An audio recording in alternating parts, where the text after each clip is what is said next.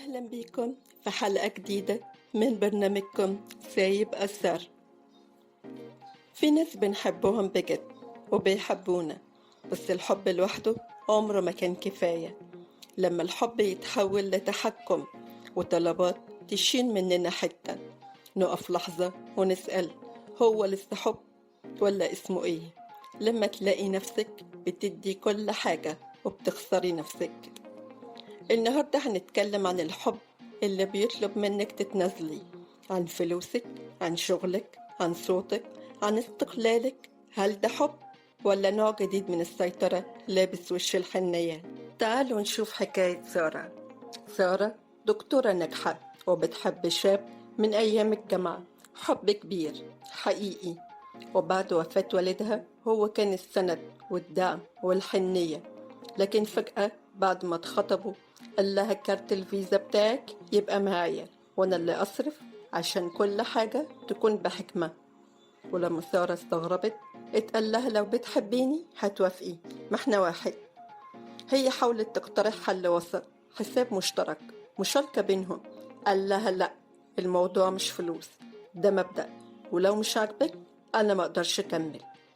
سارة اتكسرت، مش من الفكرة، من الإحساس إنها بقت تحت تهديد. مش شراكة، ده كان تسليم.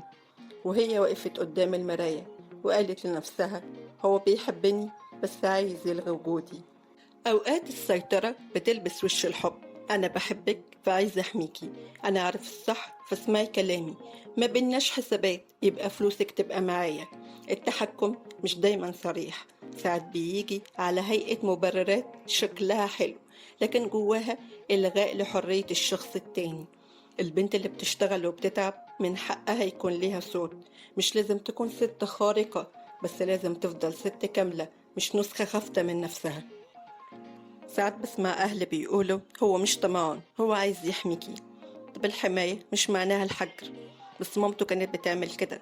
طيب هي حرة، بس انتي كمان ليكي حريتك.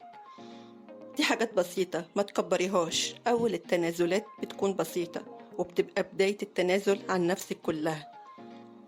خلي بالك، العلاقة السليمة مش المفروض تكسرك ولا تحسسك انك بتتسحبي من نفسك شوية بشوية.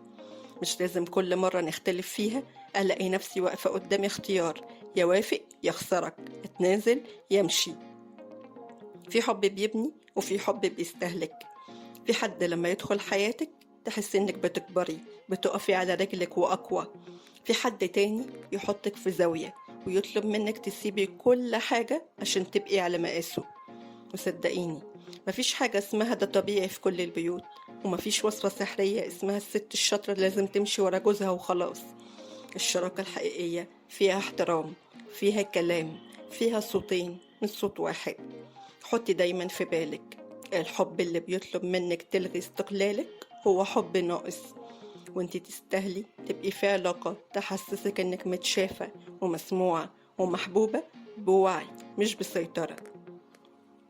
سؤال حلقتنا النهاردة، هل مر عليكي موقف حسيتي فيه انك بتحبي بس في المقابل بتخسري نفسك؟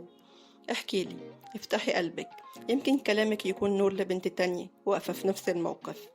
كنت معكم أنا بسمة في سايب أثر، المكان اللي بنفكر فيه بصوت عالي وبنفتح جروحنا القديمة، مش عشان نوجع نفسنا بس عشان نداويها. لو الحلقة دي لمستك أو فكرتك بحاجة عديتي بيها، شاركي معنا في التعليقات أو ابعتيلي رسالة، ممكن تكوني سبب في طبطبة على قلب حد مش قادر يطلب المساعدة. خليكوا فاكرين دايما إن سايب أثر قريب لقلبك. أشوفكم